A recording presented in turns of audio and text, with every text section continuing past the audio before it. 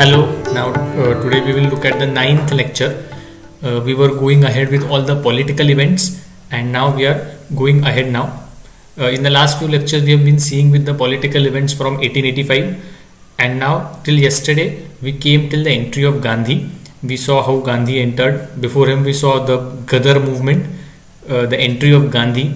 We saw the Kheda, Champaran and Ahmedabad mill strike. We saw how the Home Rule League of the Tirk and Annie Besant was there. We saw the Lucknow session, how Congress merged back, it accepted the agenda of separate electorates, and how they, Muslim League and Congress together, put forth much more proposals for expansion of legislative and executive councils.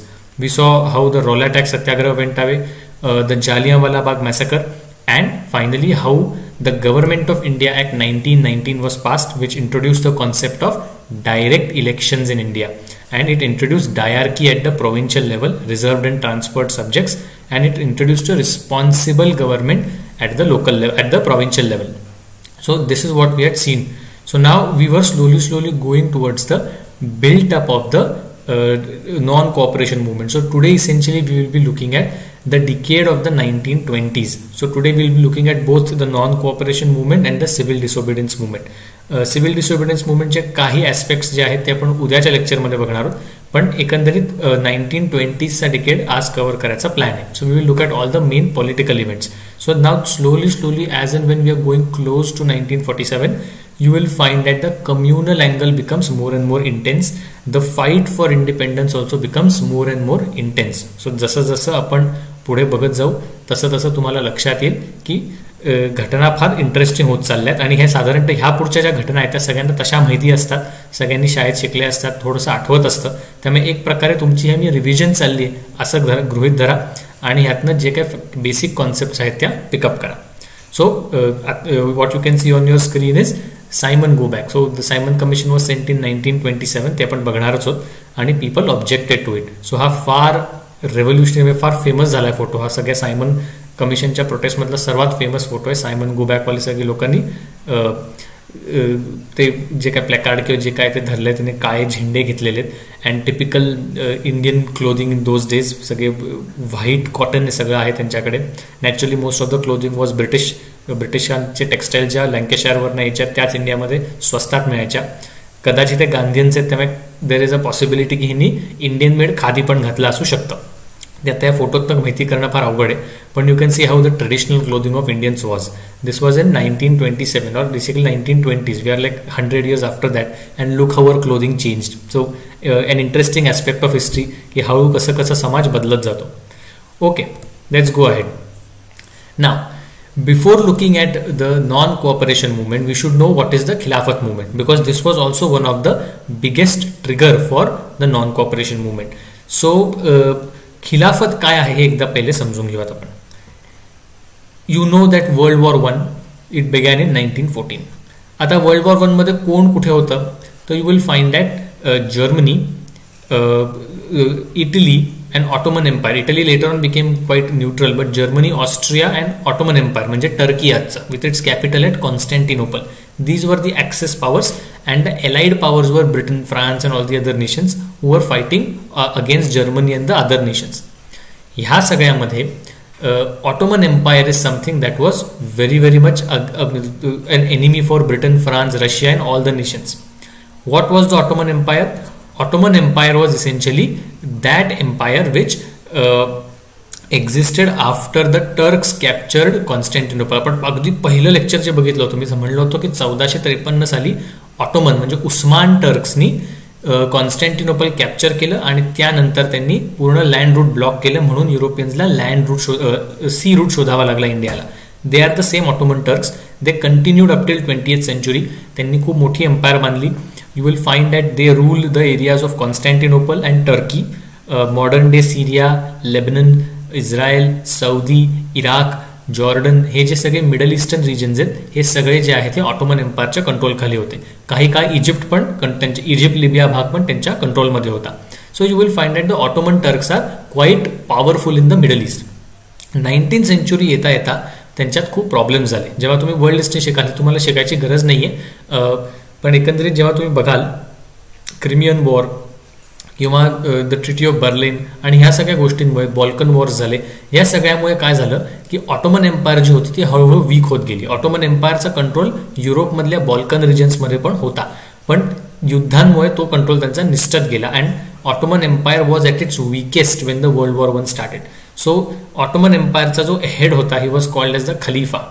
Traditionally इस्लाममध्ये the religious head is Prophet Muhammad and political head is the Khalifa. So even if you are a Muslim living in any part of the world under any political dispensation, your political head is always the Khalifa. So Khalifa ह्याला खूप म्हणजे कॅलिफेट ज्याला म्हणतात, कॅलिफ और Khalifa was always a respected person in the eyes of the Muslims.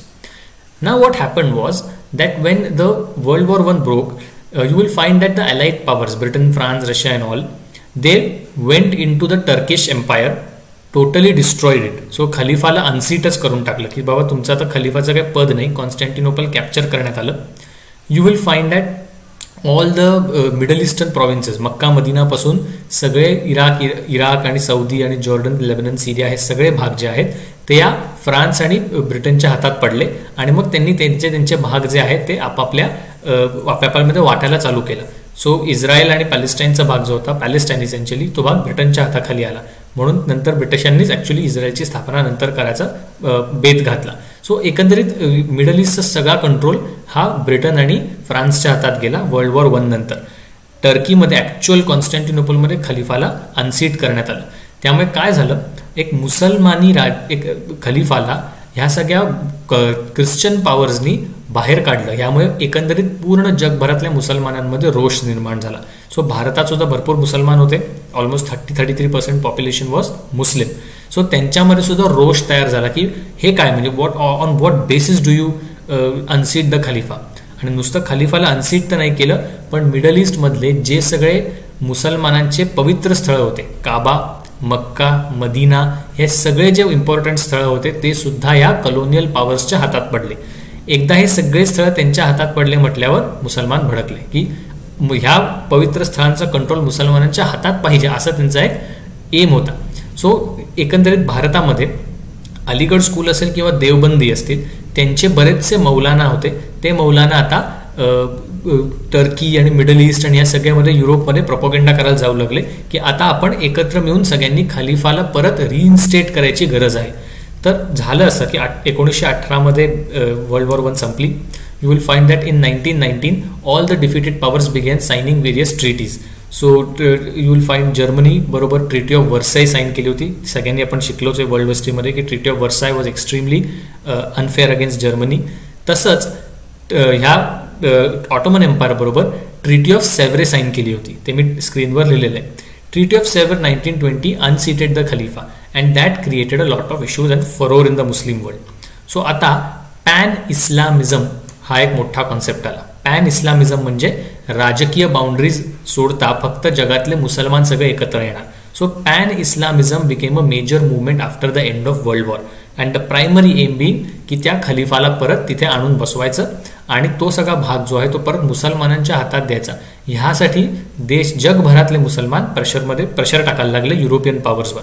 त्यात भारतातले हे सगळे मुल्ला मौलाना अलीगड स्कूलचे असतील, म्हणजे सर सय्यद अहमद खानच्या सगळ्या त्यांच्या अंडर वाढलेले त्या विचाराचे असतील, किंवा कट्टर स्कूल्सचे देवबंद आणि बरेलवी स्कूल्सचे, ते सुद्धा मुल्ला मौलाना आता विदेशात ये जा करून भारतात सुद्धा संघटन बांधायला त्यांनी चालू केलं की मुसलमानांना ऑर्गनाईज करायचं आणि मुसलमानांना ऑर्गनाईज करून त्यांना खिलाफत मुवमेंटमध्ये त्यांना जगभरातल्या जोडून घ्यायचं, हा त्यामागचा सगळा एम होता.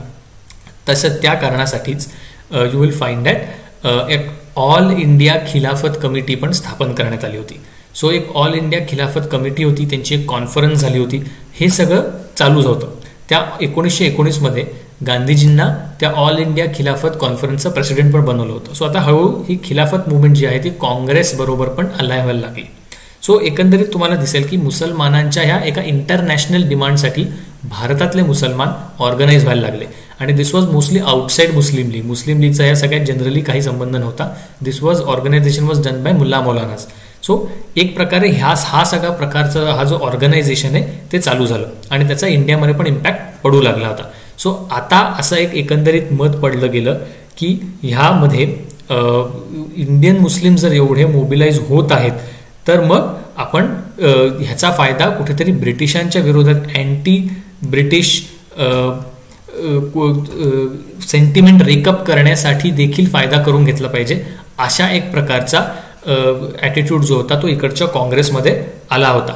सो आता ते now they are looking at how to ensure that Congress allies with the Muslims to ensure that anti British sentiment is raked up, आणि this is the basis for the non cooperation movement. Okay, what exactly were the Muslim demands?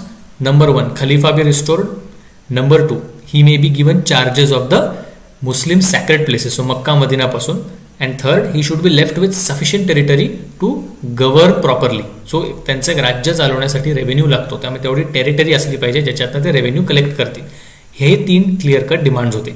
ह्याच्यासाठी ती मी म्हणलं all India Khilafat conference त्यांनी घेतली आणि Gandhi was made the president of it. So now Gandhi actively try to take interest in this Muslim issue and he actively in his paper Young India and Hind Swaraj आणि ह्या सगळ्यामध्ये he try to actively support the Muslims की तुमची demand legitimate आहे आणि ब्रिटिशच आहेत ज्यांनी हे सगळं केलेलं आहे, त्यामुळे तुम्ही ब्रिटिशांच्या विरोधात उभे राहा. भारतामध्ये देखील अशा प्रकारचं एक काहीतरी अँगल गांधीजींनी द्यायचा प्रयत्न केला होता.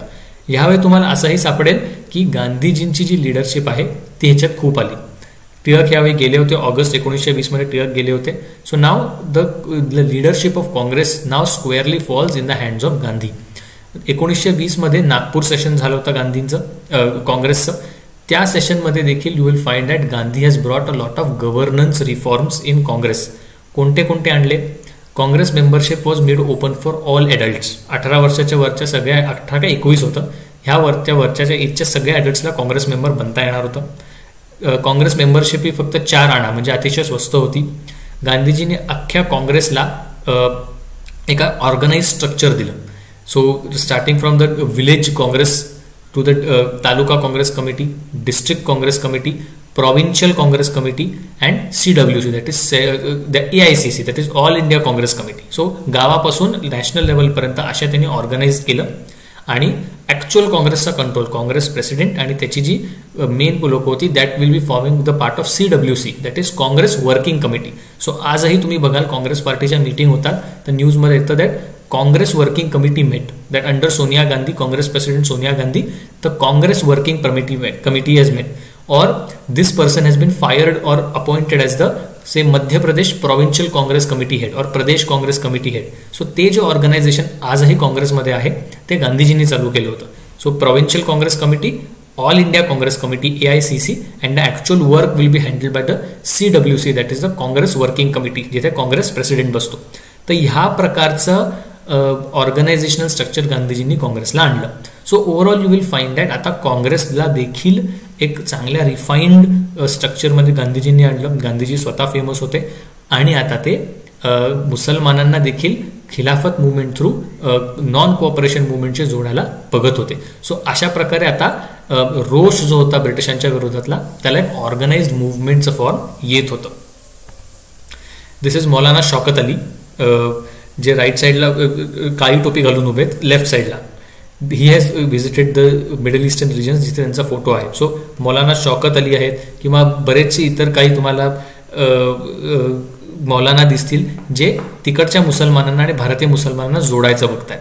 तुम्ही एकंदरीत जर आसपासच्या लोकांचे उभे त्यांच्या टोप्या जर बघितल्या पांढऱ्या, तर एकंदरीत माझा आत्ता प्रायमरी अंदाज की हे इराणला गेलेले आहेत, कारण अशा प्रकारच्या पांढऱ्या टोप्या ज्या आहेत ते जनरली पर्शियन लोक म्हणजे इराणी लोक घालतात.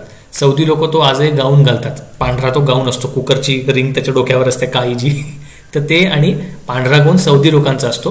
ह्यांच्या टोप्या बघता मला वाटतं हे इराणमध्ये गेलेले. Okay, let's go to the buildup of the non cooperation movement, की एक्झॅक्टली काय केलं गांधी, सगळं कुठल्या घटना घडल्या ज्याच्यामुळे ते बिल्डअप झालं.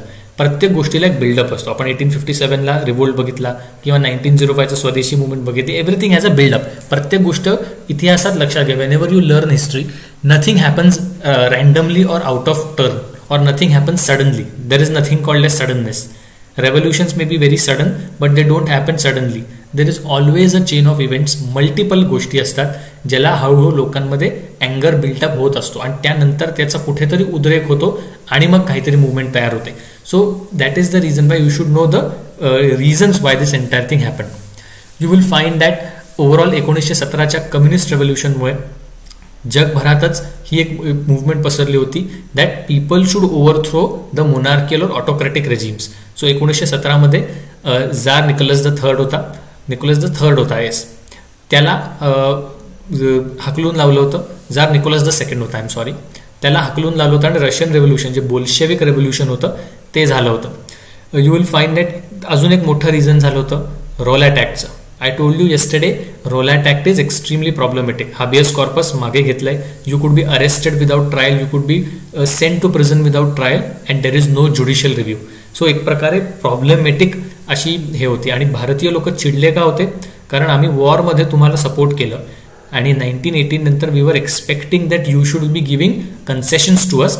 त्या व्यतिरिक्त कन्सेशन तर सोडाच, पण तुम्ही आम्हाला एक अन्यायकारक कायदा दिला. सो इंडियन्स वर अँग्री. रॉलेट ॲक्ट सत्याग्रह झाला होता, ते आपण बघितलं होतं कसं रॉलेट ॲक्ट सत्याग्रहामध्ये ब्रिटिशांनी क्रश केलं आणि खूप अत्याचार केले ह्याच्यावर ते आपण काल बोललो. You will find that the Montego-Chelmsford reforms and Government of India Act 1919 it failed to cut the ice. भले तुम्ही डायरकी दिली तरी इंडियन्स म्हणले उपयोग काय. काल आपण त्याचे सगळे ड्रॉबॅक्सही बघितले की डायरकी असली तरी फायनान्स डिपार्टमेंट गव्हर्नमेंटकडे म्हणजे ब्रिटिशांकडे किंवा सिव्हिल सर्वंटचा कंट्रोल ब्रिटिशांकडे, गव्हर्नर व्हिटो करू शकतो बिल आणि एवढं करून ट्रान्सफर्ड सब्जेक्ट्स इतके फालतू होते की त्याच्यात सरकार काही म्हणजे भारतीय मिनिस्टर्स काय फार काम करू शकत नव्हते. सो एकंदरीत डायरेक्ट इलेक्शन जरी या ॲक्टनी आणले तरी it failed to cut the ice and Indians were totally angry that एवढं करून आम्ही डोमिनियन स्टेटस मागत होतो, आम्ही सेल्फ गव्हर्नमेंट मागत होतो आणि तुम्ही आम्हाला ही ॲक्ट दिली. सो पीपल वर अगेन अँग्री दॅट ब्रिटिश काय आपल्या फेवरमध्ये काय काम करणार नाहीये, त्यामुळे आपण काहीतरी त्यांचा प्रोटेस्ट करणं गरजेचं आहे. You will find that Hindu Muslim unity was there due to the Lucknow pact and Rowlatt agitation. So Lucknow pact मध्ये मुस्लिम लीगला काँग्रेसबरोबर स्टेज शेअर करायला मिळालं. Congress accepted separate electorates as a legitimate thing and in return both Congress and the Muslim League demanded dominion status and expansion of legislative and executive council. यामुळे थोडीफार Hindu Muslim unity झाली होती आणि अर्थात खिलाफतमुळे देखील मुसलमान जे होते ते काँग्रेसच्या अख्ख्या स्ट्रक्चरला जोडले गेले होते. सो एकंदरीत Hindu Muslim unity was also there for a very big movement to happen. Insult of खलिफा इन टर्की हे आपण बघितलं की कसं खलिफाला अदसीत केलं होतं आणि आता यांना पाहिजे होतं की खलिफाला रिइन्स्टेट करावं. Jallianwala Bagh massacre and ॲक्विटल of डायर की तुम्ही एकतर भारतीयांना गोळ्या घातल्या, त्या डायरला हाऊस ऑफ कॉमन्सने ॲक्विट केलं की ह्याचं कुठलंच दोष नाही. अशा प्रकारचं सगळं झालं. भारतीय अजूनच भडकले की ब्रिटिश हे सेन्सिबल लोक नाही आहेत, they don't believe in justice, ते फक्त त्यांचं स्वतःचं बघतात. त्यामुळे आता भारतीयांना अपरायझिंगची गरज आहे. Phenomenal increase in military expenditure which meant increase in taxes. आता वर्ल्ड वॉर 1 झाली. वर्ल्ड वॉर 1 म्हटल्यावर भारतातनं सोल्जर्स पण जाणार आणि भारतातनं सप्लाईज पण जाणार, त्यामुळे अर्थातच मिलिटरी एक्सपेंडिचर वाढणार. भारतातनं तुम्ही रेव्हेन्यू उकळणार आणि तो पैसा तुम्ही मिलिटरी वॉरसाठी भारताबाहेर खर्च करणार. त्यामुळे भारतातनं अजून पैसे उकळायचे म्हणून त्यांनी टॅक्सेशन पण वाढवलं होतं. तो ऑलरेडी हा देश गरीब, त्यात तुम्ही टॅक्सेस अजून वाढवताय. So economic hardships are seen. This led to price rise, कारण एकदा तुम्ही टॅक्स वाढवले आणि सगळं सप्लाईज पण शॉर्ट झाले की इन्फ्लेशन होणार. Price index increase by almost twice, म्हणजे इन्फ्लेशन दुप्पट झालं from 1914 to 1920. So you can imagine की विदिन मॅटर ऑफ 6 इयर्स एवढं धपाधप इन्फ्लेशन जर वाढलं तर लोक, सामान्य लोक ज्यांचं अगदी हँड टू माउथ एक्झिस्टन्स आहे, त्यांना साधं गहू किंवा तांदूळ पण न मिळणं ही फार वाईट गोष्ट आहे. सो एका प्रकारे भारताचं खूप नुकसान होत होतं. त्यात fluctuating rupee sterling rate was creating problem for Indian capitalist, की भारतीय कॅपिटलिस्ट आत्तापर्यंत तयार झाले होते. टाटापासून सगळे लोक, बिर्ला, लालजी ठाकूरजी, पुरुषोत्तमदास ठाकूरदास, लालजी नारायणजी, ही सगळी लोक तयार झाली होती आणि ती लोक सुद्धा कॉटन मिल्स चालवायची, ज्यूट मिल्स चालवायची, काही मॅन्युफॅक्चरिंग थोडंफार करायची. ही लोक सुद्धा भारतातनं गोष्टी एक्सपोर्ट करायची बाहेर. तर त्यांना देखील ह्या rupee sterling rate, exchange rate fluctuate व्हायचा या वर्ल्ड वॉरमध्ये खूप जास्त आणि ब्रिटिश आर्टिफिशियली त्याला मॅनिप्युलेट करायचे. त्यामुळे भारतीय कॅपिटलिस्ट सुद्धा चिडले होते की ज्याला काय आहे यांचं नाटक, दरवेळीचं त्रास आहे आणि आम्हाला काही नीट धंदा करता येत नाही. Crop failure. You will find that in this period 1918च्या आसपास भारतात बऱ्यापैकी भरपूर ठिकाणी दुष्काळ आला. काल आपण ते खेडा सत्याग्रह बघितलं, तो 1918चाच आहे की खेडा गुजरात भागामध्ये पाऊसच झाला नाही, पण तरी ब्रिटिश रेव्हेन्यू कलेक्ट करायला म्हणत होते की नाही, कलेक्ट करायचाच रेव्हेन्यू. सो एकंदरीत 1918च्या आसपासच्या भागामध्ये भरपूर ठिकाणी तुम्हाला सापडेल की क्रॉप्स फेल झाले होते, थोडंसं पावसाचा प्रॉब्लेम झाला होता, त्यामुळे लोक अजूनच भडकली होती की ब्रिटिश आमच्याकडनं रेव्हेन्यू कलेक्ट करायचा प्रयत्न करतात. त्यात ह्या दिवसांमधली सर्वात भयानक घटना झाली स्पॅनिश फ्लू. आता आपण कोरोना बघतोय त्यामुळे हे माहिती असणं गरजेचं आहे की सोल्जर्स जे होते, जे मी मागच्या लेक्चरमध्ये पण सांगितलं की भारतातनं सोल्जर्स वर्ल्ड वॉर 1 फाईट करायला युरोपमध्ये गेले होते 1918 पर्यंत. And those people when they return back they brought the Spanish flu with them. आणि ही लोक गावोगावी गेले आपल्या घरी जायला, त्यामुळे त्यांच्याबरोबर स्पॅनिश फ्लू सगळीकडे पसरला होता. त्यावेळी पण लॉकडाऊन केलं होतं, काही ठिकाणचे पब्लिक प्लेसेस बंद केल्या होत्या, पण त्यावेळी काय मेडिकल सर्व्हिसेस सुद्धा इंडियामध्ये काही फार चांगल्या नव्हत्या आणि एकंदरीतच ब्रिटिशांना इच्छा पण नव्हती मेडिकल सर्व्हिसेस नीट ठेवायची. त्यामुळे भारतामध्ये प्रचंड नुकसान झालं. स्पॅनिश फ्लू पसरला भारतामध्ये, असं म्हणतात 1 कोटीपेक्षा जास्त लोक गेली या स्पॅनिश इन्फ्लुएन्झामुळे. त्यामुळे भारताचं पॉप्युलेशन 1921च्या सेन्ससमध्ये for the first time we registered negative population growth, कारण आपली लोक भरपूर मेली होती. त्यामुळे लोकांमध्ये तो पण रोष होता की काहीही करून ह्या ब्रिटिशांनी स्वतःचा फायदा तर बघितला, वर्ल्ड वॉरमध्ये आपली मदत घेतली, सगळं घेतलं, पण जेव्हा भारताला गरज आहे, हेल्थ इन्फ्रास्ट्रक्चरची गरज आहे, तेव्हा देखील ह्या लोकांनी आपल्याला मदत केली नाही. असा एक प्रकारचा जो रोष आहे तो या लोकांमध्ये होता. त्यामुळे तुम्हाला असं सापडेल की भारतीय लोक आता हळूहळू कुठल्या तरी मूव्हमेंटमध्ये सहभागी व्हायच्या मनस्थितीत होती आणि त्याचा बरोबर अंदाज तो गांधीजींनी घेतला की आता लोकांमध्ये तो मूड आहे ब्रिटिशांविरोधात उठाव करायचा, तर आता आपण काहीतरी केलं पाहिजे. सो हे पण एक मोठं पॉलिटिकल जिनियस आहे की ही गोष्ट माहीत असणे की लोकांमध्ये किती रोष आहे आणि कसं करायला पाहिजे. It's a big political genius of Mahatma Gandhi. लक्षात घ्या, त्यावेळी ना सोशल मीडिया होतं ना मेनस्ट्रीम मीडिया होतं, त्यावेळी कसे टेलिफोन जस्ट आले असतील, टेलिग्राफ आणि रेल्वे होत्या फक्त. त्यामुळे कम्युनिकेशन लाईन्स इतक्या वीक होत्या की एक्झॅक्टली लोकांचा मूड काय आहे हे त्यावेळीच्या राजकारण्यांना गेज करणं एवढ्या मोठ्या देशाचं, हे म्हणजे एक प्रकारचं मिरॅकलच आहे. And Gandhi was very much an expert in this की लोकांचा मूड काय आहे हे गेज कळलं. Tilak died on 1st of August 1920. So naturally Gandhi is the one who takes over. I told you Nagpur session 1920 आणि गांधीजींनी रिफॉर्म्स केले की त्यांनी विलेजपासून ऑल इंडिया काँग्रेस कमिटीपर्यंत सगळं रेजिमेंटेशन ग्रेडेशन जे आहे ते काँग्रेसमध्ये केलं आणि काँग्रेस वर्किंग कमिटी ही आता काँग्रेसच्या सगळ्या गोष्टी हाताळणार आहे. त्या काँग्रेस वर्किंग कमिटीचा अर्थात गांधीजींचा खूप त्याच्यावर पकड होती. And finally in the Nagpur session of 1920, आधीच 1919च्या सेशनमध्ये काँग्रेसनी ऑल इंडिया खिलाफतच्या सगळ्या अजेंड्याला मंजुरी दिली होती. Gandhiji was the president of all India Khilafat conference and they had excepted that we will also consider Gandhi as our leader. आणि 1920च्या नागपूर सेशनमध्ये काँग्रेसनी अधिकृत गांधीजींना परवानगी दिली की you should launch a non cooperation movement and ensure that people are mobilised for doing whatever Gandhiji wishes them to do. ह्याच नावाखाली त्यांनी डिसेंबर 1920मध्ये टिळक स्वराज फंड केलं होतं. टिळकांच्या मृत्यूनंतर Tilak was naturally very huge Congress leader at that point of time. His death shocked many आणि त्यांच्या नावाने एक टिळक स्वराज फंड म्हणून काँग्रेसने लॉन्च केलं for non cooperation movement, for funding the movement. Within a few months 1 crore rupees वर कलेक्टेड. लोकांनी भरभरून त्यांना पैसे दिले पण. सो यू कॅन सी टिळकांच्या नावाने फंड केलं होतं. ते काँग्रेसने बरोबर राजकारण हुशार आहेत, म्हणजे की लोकांचा मूड काय की टिळक गेले म्हणून लोक नाराज आहेत, तर टिळकांच्याच नावाने एक स्वराज फंड उभं करायचं आणि लोकांनी चक्क 1 कोटी रुपये दिले आणि हे पैसे नॉन कोऑपरेशन मुवमेंटमध्ये वापरण्यात आले. सो ही बेस जो तुम्ही बघाल की 1916 नंतर हळूहळू नॉन कोऑपरेशन मुवमेंटचा सगळा बेस तयार होतो. गांधी पण येतात, सगळ्याच घटना घडतात. And now India is ready to see one of the largest Gandhian movements, the first ever Gandhian movement. This is the death photo of Lokmanya Tilak. Lokmanya टिळकांचा जेव्हा मृत्यू झाला तेव्हा त्यांना आडवं पडून त्यांना नेलं नाही. असं म्हणतात की जो पुण्यवान माणूस असतो त्याला असं मांडी घालून त्यांची डेड बॉडी जी आहे, पार्थिव शरीर ते नेलं जातं. हे पुण्यात्मा किंवा साधू माणसाचं लक्षण असतं की अशा माणसाला नेहमी पद्मासन किंवा नॉर्मल मांडी घालून उभं राहून त्यांना बसवून त्या पोजमध्ये त्यांचं मिरवणूक काढली जाते, शेवटची जी अंत्ययात्रा असते, आणि त्यांना तसंच अंताग्नी जो शेवटचा अग्नी असतो तो तसाच त्यांना दिला जातो. तर हे टिळकांना केलं होतं. यू विल फाइंड दॅट बॉम्बेमध्ये it was in those days it was heavily crowded. Girgaon चौपाटीवर टिळकांचं शेवटच्या जे काही क्रिया होत्या त्या गिरगाव चौपाटीला झाल्या होत्या, आणि त्यावेळी प्रचंड गर्दी मुंबईमध्ये उसळली होती. People were coming from distant places to see a glass glimpse of their leader. So you can understand how much big Tirk was in those days, and naturally before Tirk passed away, Gandhiji could not get a hold on Congress because Tirk was Tirk after all and Gandhi was a new entrant. So Tirk गेल्यावर मात्र गांधीजींचा पकड काँग्रेसवर नक्की पक्की झाली. दिस is how left साईडला जे दिसतंय, that is how the coupon you use to get. Swarajya त्याच्यावर लिहिले, डावीकडे टिळक आहे, उजवीकडे ₹1 सिम्बॉल आहे, आणि ₹1 रिसिव्ड, आणि त्याच्यावर सह्या केल्या जायच्या. So that is how donations use to get collected, receipts घेऊन.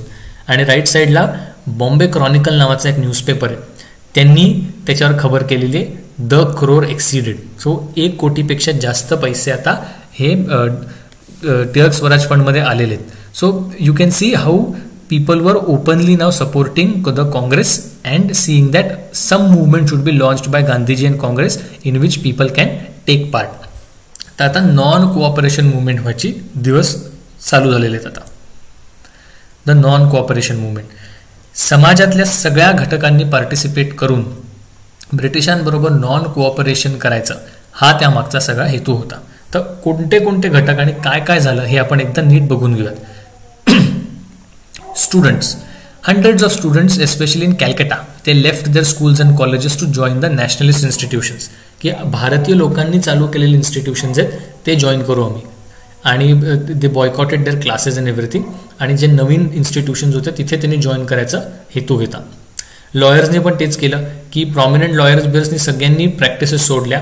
कोर्टामध्ये आम्ही केस लढणार नाही, ज्याच्यात ब्रिटिशांचा काही फायदा इन्व्हॉल्ड आहे अशा केसेस आम्ही लढणार नाही, अशा प्रकारचं पूर्ण ॲटिट्यूड ठेवून lawyers left the courts. People naturally boycott हा कायम गांधीजींचा हे होता की स्वदेशी वापरलं पाहिजे आणि खादी जो आहे त्याच्यावर प्रमोशन झालं पाहिजे. That's why there was a boycott of foreign cloth. So you will find that the imports from Britain they crashed from about $1 billion to barely 570 million rupees in 1921-22. So 50% crash झाला इम्पोर्टचा. इतकं demand कमी झाली, Indians वापरायलाच तयार नाही की आम्ही नाहीच वापरणार जा. सो एक प्रकारे सक्सेसफुली स्वदेशी मुवमेंटपेक्षाही कित्येक पटीने जास्त नुकसान ब्रिटिशांचं नॉन कोऑपरेशन मुवमेंटमुळे झालं. सो यू कॅन सी, आपण कंपॅरिझन जेव्हा बांधतो स्वदेशीपेक्षा non cooperation, so non cooperation was a step ahead of swadeshi, at least in terms of national participation, various classes of people participating, and even in the boycott. So the losses of British mounted. Peasants, किसान सभा आणि एका movement हे UP मध्ये United province आणि बिहार रिजनमध्ये ज्यावेळी चालू झालं होतं. You will find that the people were extremely tired of the mahalwari and the permanent settlement. त्यात त्यांचे जे जमीनदार असायचे ते अत्याचार करायचे, एकंदरीत जे सगळे प्रॉब्लेम्स आपण सेटलमेंटचे बघितले होते. So for the first time the peasants now think that they should organise themselves properly. So यूपीमध्ये किसान सभा ऑर्गनाइज व्हायला लागल्या. सो किसान सभामध्ये सगळे फार्मर्स एकत्र येणार आणि ते ठराव पास करणार की हे रेव्हेन्यू एवढं आमच्याकडनं घेतलं ना, हे एवढंच आम्ही देणार, ह्यापेक्षा जास्त कोणताही टॅक्स किंवा इलिगल ब्राईब आम्ही देणार नाही, आणि आम्ही सगळे एकत्र राहू, अशा प्रकारचं त्यातनं घोषणा झाली. ह्या काळात तुम्हाला सापडेल की जवाहरलाल नेहरू आणि इतर सगळे नेते ह्या किसान सभांना भेट द्यायला लागले. So Awadh region, essentially Kisan Sabha was started in the Awadh region. So Lucknow, Faizabad, Ayodhya region, Sitapur आणि ह्या आसपासचे सगळे जे सेंट्रल यूपी मधले भाग आहेत तिथे ही सगळी मुवमेंट किसान सभा चालू झाली.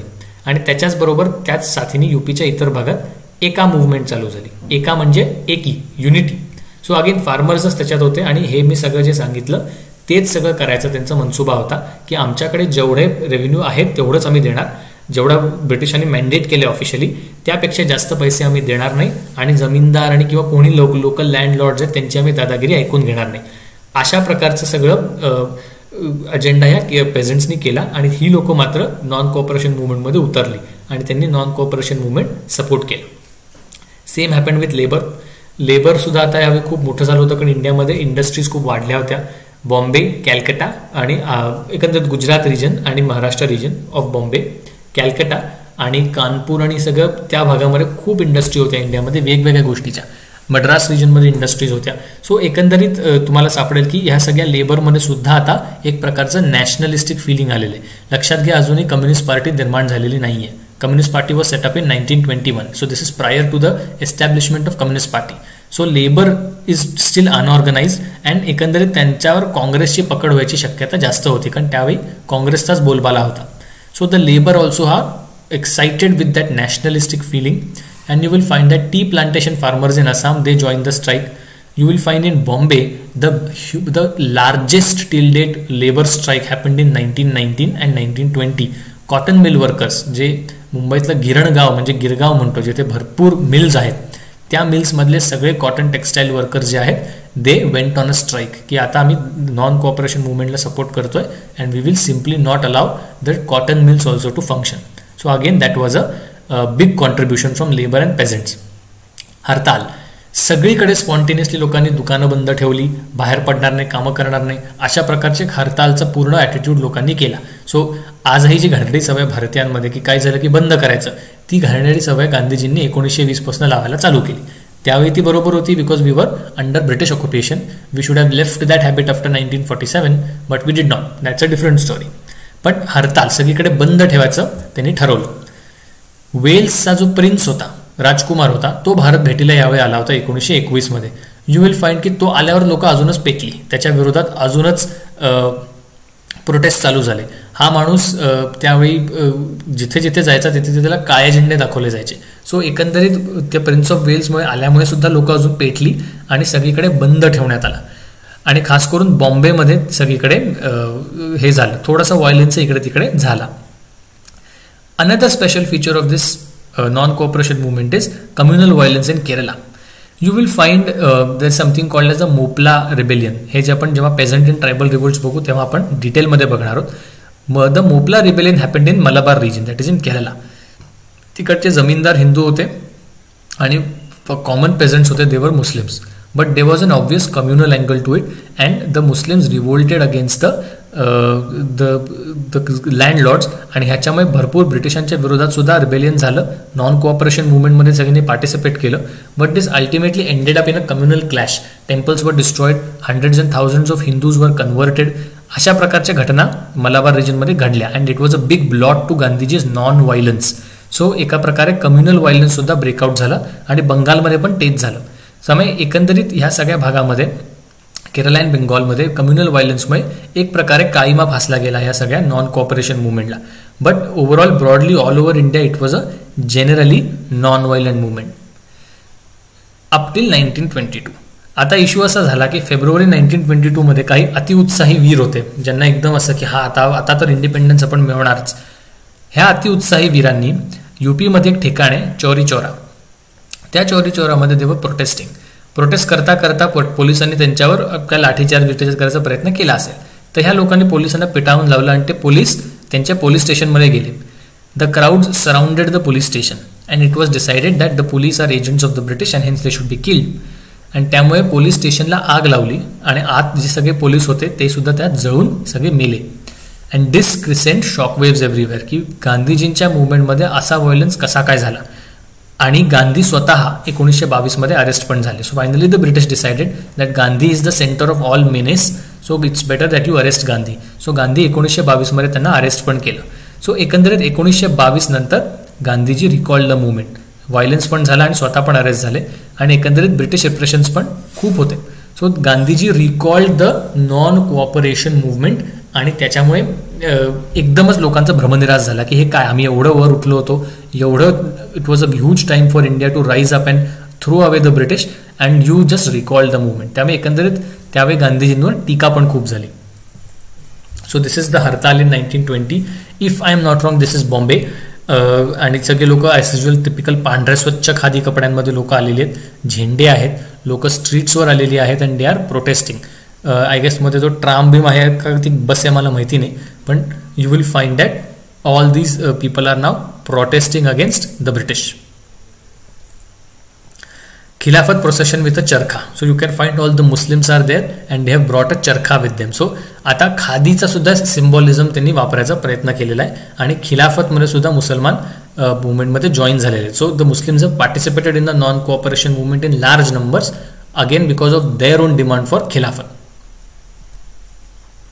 The Bombay Chronicle, Saturday 30th of July 1921, that is the publishing date, and you will find that त्याच्यात ही एक न्यूज दिलेली आहे that boycott of foreign clothes, bonfire of foreign clothes shall take place at the Maidan near Elphinstone Mills opposite Elphinstone Road Station on 31st of July 1921, Sunday.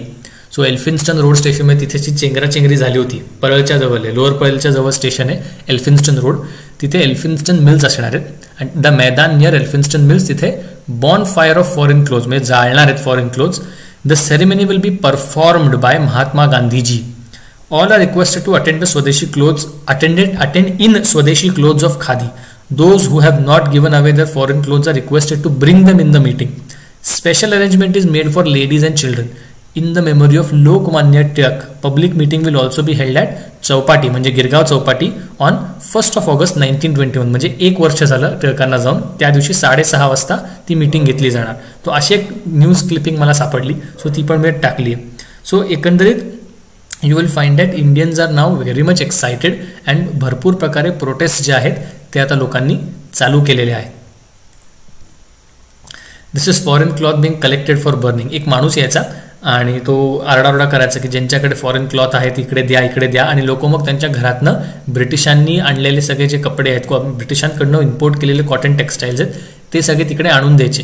बऱ्याच वेळेला त्याच ठिकाणी तिथे आग लावून दिली जायची त्या कपड्यांना as a mark of prostate.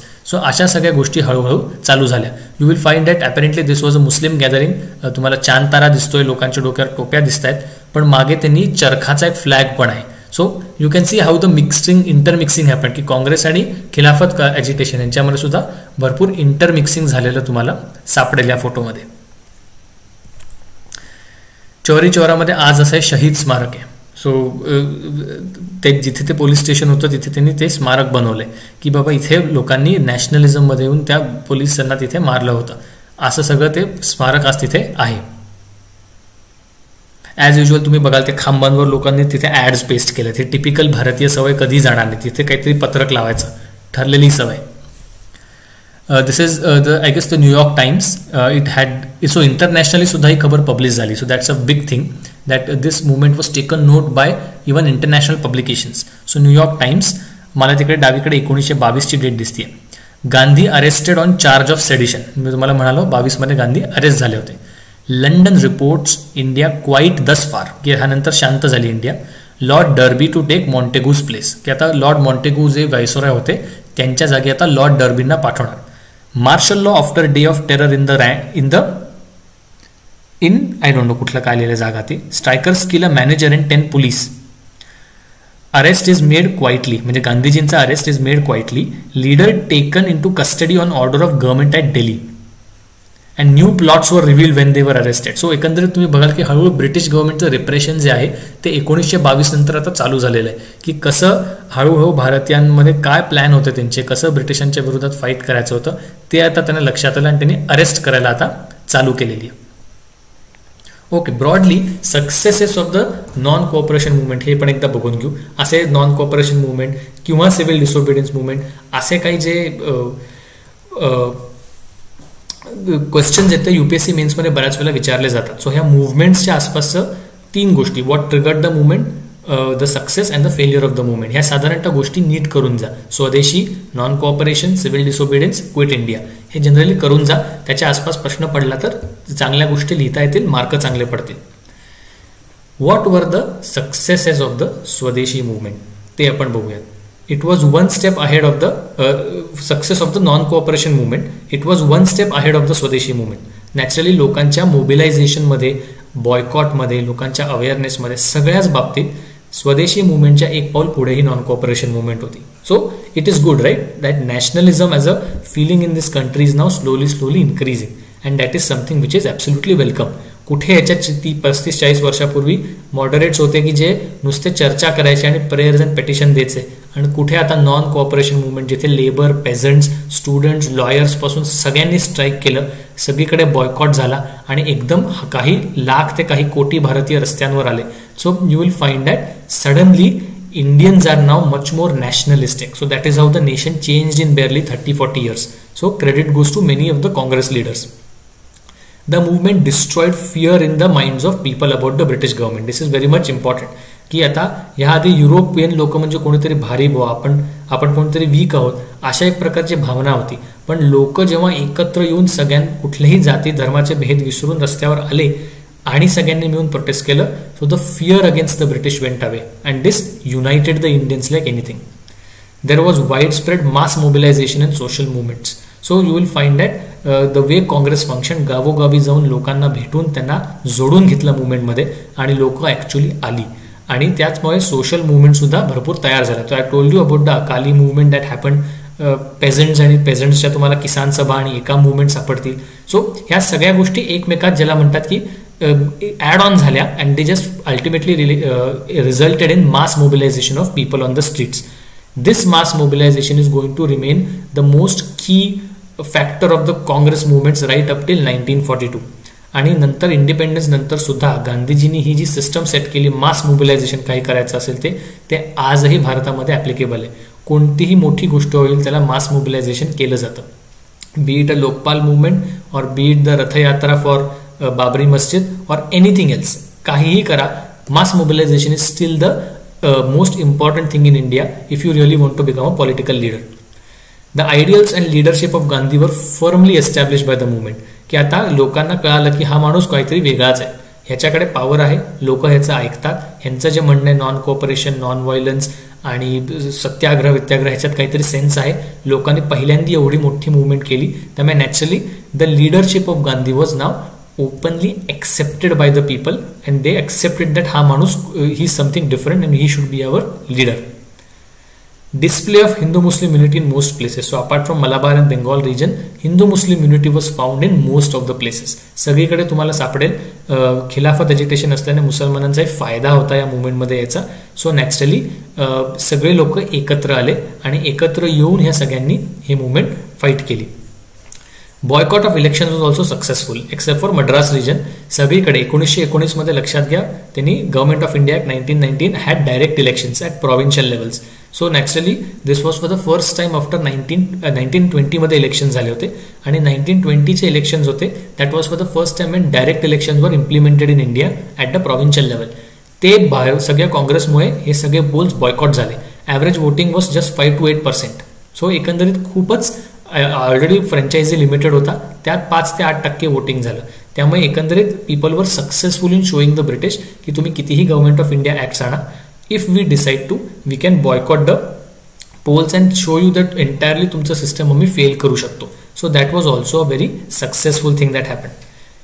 Another success was new leaders came at the forefront. So Jawaharlal Nehru असतील, बोस असतील किंवा चंद्रशेखर आझाद किंवा इतर ही सगळी लोक जी होती all rose to their prominence because of the non cooperation movement. सगळ्यांचं त्यात पार्टिसिपेशन होतं.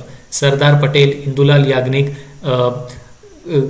राजेंद्र प्रसाद असे सगळे जे महत्त्वाचे नेते होते काँग्रेसचे ते सगळे नॉन कोऑपरेशन मुवमेंट पासून वर आले आणि त्यातले बरेचसे लोक जे सर्व्हाइव्ह झाले 1947 पर्यंत.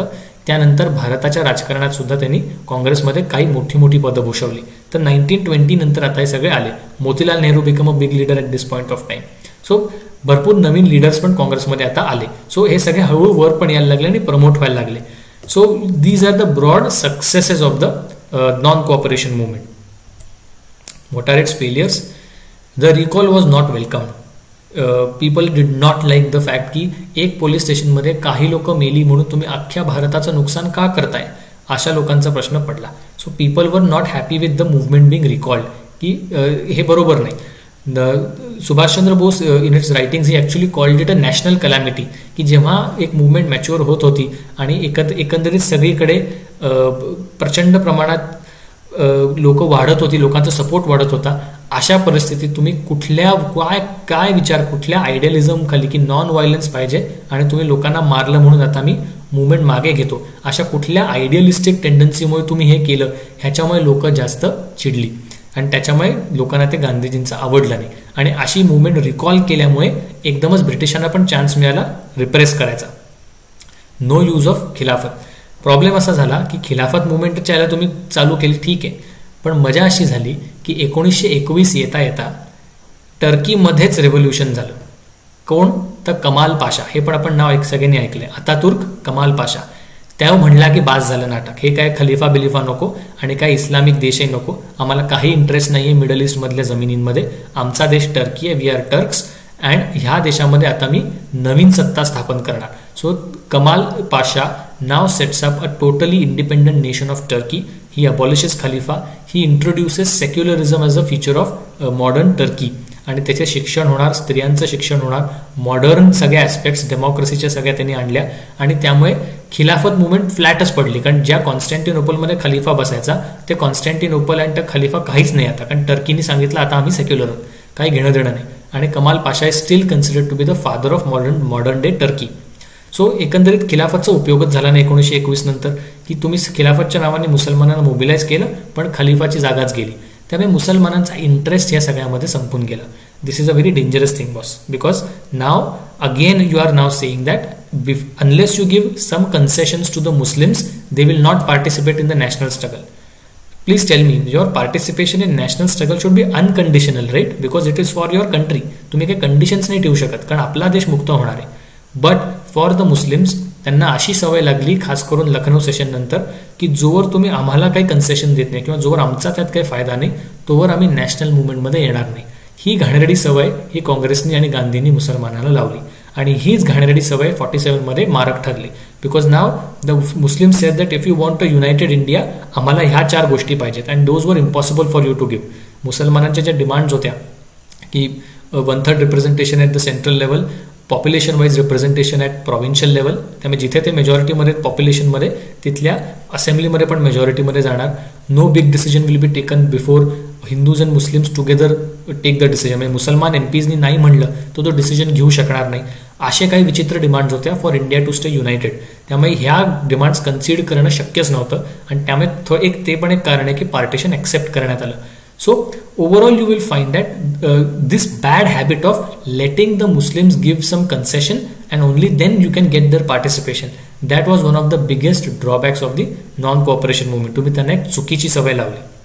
त्यात कम्युनल व्हायलन्सही झाला. म्हणजे हिंदू मुस्लिम युनिटीचं रेटॉरिक तुम्ही कितीही पुढे नेलं रेटलं तरी मलाबारमध्ये मोपला मुवमेंट झालीच, ती तुम्ही थांबवू नाही शकला.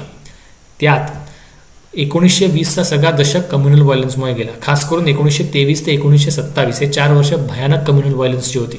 कलकत्ता, बॉम्बे, कानपूर, मद्रास ह्या भागामध्ये सगळीकडे राईट्स झाले. पंजाबमध्ये राईट्स झाले. गायीच्या दिशेने आणि राईट्सची कारणं काय? गाय कापली, बकरी ईदला कापली किंवा मंदिरामध्ये गायचं मांस कापून फेकलं. हिंदू दुकानदार आहे, मुसलमान कस्टमर आहे, त्यांच्यात हुज्जत झाली आणि भांडणं झाली. रस्त्यात काहीतरी 2 लोक एका समोरासमोर आली, भांडणं झाली आणि त्यातनं दंगली पसरल्या. लिटरली असं. किंवा दुर्गा पूजा आहे बंगालमध्ये किंवा इथे रामनवमी आणि तुम्ही मिरवणूक आमच्या मशिदीसमोरनं कशी नेली म्हणून भांडणं झाली आणि दंगली झाल्या. लिटरली ह्या फालतू कारणासाठी पूर्ण पहिला अर्धा जो दशक आहे 1920चा, first 5 years 6 years they are of complete communal violence. त्यामुळे तुम्ही कुठल्या हिंदू मुस्लिम रेटॉरिकचे बाता मारताय की प्रचंड कम्युनल व्हायलन्स झालाय, सगळीकडे होतोय आणि तरीही तुम्ही हिंदू मुस्लिम युनिटीचं बोलताय. त्यामुळे this also became a big drawback that Gandhi himself was never able to gauge. आणि ह्या एकंदरीतच पूर्ण फ्रीडम मुवमेंटमध्ये if you want to have a criticism of Gandhi तर हिंदू मुस्लिम युनिटीवर अननेसेसरी इन्सिस्टन्स असणं हा सुद्धा गांधींचा खूप मोठा फ्लॉ आहे. That he lived in his own imaginary constructive world that yes there is Hindu Muslim unity in India and maybe there may be some violence but broadly Hindus and Muslims are united and they don't hate each other. अशा एक प्रकारच्या काल्पनिक विश्वात गांधी वावरत होते आणि ही टीका आंबेडकरांनी पण केली, हिंदू महासभेने पण केली, सगळ्यांनीच केली. That it is the rhetoric of Gandhi for Hindu Muslim unity which prevented him from accepting the reality in 1920s and 30s that there is no Hindu-Muslim unity and Hindus and Muslims cannot stay together. And that brutal awakening for Gandhi came after 1945. तेव्हा कुठे finally Gandhi got awake की नाही बा Hindu Muslim unity नाही या देशामध्ये आणि आपल्याला पार्टिशनला कसं तरी करून परवानगी गांधीजींनी द्यायलाच लागली. सो हे खूप मोठा फॅक्टर आहे that Gandhi lived in his own imaginary world of Hindu Muslim unity. So ideally 1920s मध्येच एवढा व्हायलन्स आणि एवढा कम्युनल प्रॉब्लेम झाल्यावर Gandhi should have realise that his rhetoric of Hindu Muslim unity is not going to work. The Muslims are demanding whatever they demand is for their selfish needs, and if they are fulfilled only then they participate in the national movement. हे गांधीजींना मात्र त्यावेळी लक्षात आलं नाही. And of course the last biggest failure is that when you called off the movement, this plunged the entire nation into again a lull. म्हणजे एक शांतता पसरली परत देशामध्ये. 1930 मध्ये कुठे तुमचं नॉन कोऑपरेशन मुवमेंट चालू झाली. पुढची 7-8 वर्ष मेजर ऍक्टिव्हिटी एज सच एकदम काहीच झाली नाही. त्यामुळे एकदम तो ग्राफ जो वर गेला होता तो एकदम भस्कन खाली आला. So these are all the major failures of the non cooperation movement. आणि हे सगळं गांधीजींच्या समोर घडत होतं. And Gandhi himself was arrested in 1922. He was released in 1924. त्यामुळे 2 वर्ष स्वतः गांधीच नसल्याने झोल जात होते आणि खूप मोठे प्रॉब्लेम झाले. काय प्रॉब्लेम झाले ते पण आपण बघूयात. स्वराजेस अँड नो चेंजर्स ही एक गोष्ट आपल्याला बघणं फार क्रुशल आहे. Who are the Swarajists and who are the no changers ते पण आपण एकदा बघून घेऊ. आता लक्षात घ्या 1922 ही सिच्युएशन काय. गांधी जेलमध्ये आहेत. नॉन कोऑपरेशन मुवमेंट रिकॉल केली आणि लोक पण नाराज आहेत. हिंदू मुस्लिम युनिटी होत नाही आहे. कम्युनल व्हायलन्स होतोय आणि आता ह्यापुढे ब्रिटिशांचे रिप्रेशन्स चालू होत आहेत. हे एवढं सगळं झाल्यावर आता पुढे काय करायचं. What should we do next ह्यावर एक मोठं प्रश्नचिन्ह आलं होतं. आणि काँग्रेसमध्ये 2 गट पडले. आता ते 2 गट काय होते. त्यात एक गट असा होता चित्तरंजन दास म्हणजे देशबंधू चित्तरंजन दास आणि मोतीलाल नेहरू. ह्या दोघांचं मत असं पडलं की आता गव्हर्नमेंट ऑफ इंडिया ॲक्ट 1919 आलेलीच आहे. त्यांनी डायरेक्ट इलेक्शन सांगितले. 1920चे इलेक्शन झाले ते आपण बॉयकॉट केले होते कारण त्याचा काही उपयोग नव्हता. आपण नॉन कोऑपरेशन मुवमेंटमध्ये होतो. ठीक आहे. पण आता काय गरज आहे बॉयकॉट करायची. आपण 1923 कारण हे इलेक्शन दर 3 वर्षांनी व्हायचे. सो 1923चं इलेक्शन जे पुढच्या वर्षी होणारच आहे ते आपण का नाही पार्टिसिपेट करायचं. Let Congress fight the elections and let our MPs MLAs go in the legislative councils of all the provinces. तिथे आपली लोक जाऊ द्या ना. तिथे गेल्यावर आपण प्रोपोगेंडा करू शकतो. तिथे गेल्यावर आपण आपले मतं मांडू शकतो. अडवणूक करू शकतो. असं भरपूर गोष्टी करू शकतो. ह्या उलट सरदार पटेल आणि असे वेगवेगळे लोकांना असं वाटलं की this will be a defeat of Congress propaganda. आपण एकदा म्हणलो होतो 1920 मध्ये की इलेक्शन बॉयकॉट करा आणि 23 मध्ये आता तुम्ही म्हणतात की नाही आता जायचंच. त्यामुळे त्यांचं म्हणणं होतं की आपण कन्स्ट्रक्टिव्ह कामं करत राहू की आता जोवर परत मुवमेंट बिल्डअप होत नाही, जोवर गांधी बाहेर येत नाही आणि परत लोकांमध्ये तो अँगर बिल्डअप होत नाही तोवर आपण काय करूयात. आपण कन्स्ट्रक्टिव्ह काम गांधींनी सांगितलं ते करूया. Let's work for Hindu Muslim unity, prohibition of alcohol, promotion of khadi, local self governance, विलेजेसला सेल्फ सफिशियंट बनवायचा प्रयत्न करू. असं जे काय एज्युकेशनचं काम करू. भरपूर जे कन्स्ट्रक्टिव्ह अजेंडा आहेत ते करून आपण लोकांना जोडून ठेवूयात अंटिल द नेक्स्ट मुवमेंट. असं मत सरदार पटेल आणि त्यांचं पडलं. So the people who fought elections were called the Swarajists because they form something called as the Congress Swarajists Khilafat party. सो ते पण कसं झालं सांगतो. आणि the people who decided to do constructive work and not enter the legislatures are called no changers. तर हे सगळे डिफरन्सेस जे आहेत ते 1922च्या गया सेशनमध्ये वर आले. सो 1922ला जे काँग्रेस सेशन झालं होतं ते बिहारमधल्या गया शहरात झालं होतं. तिथे Chittaranjan Das and Motilal Nehru said that's it.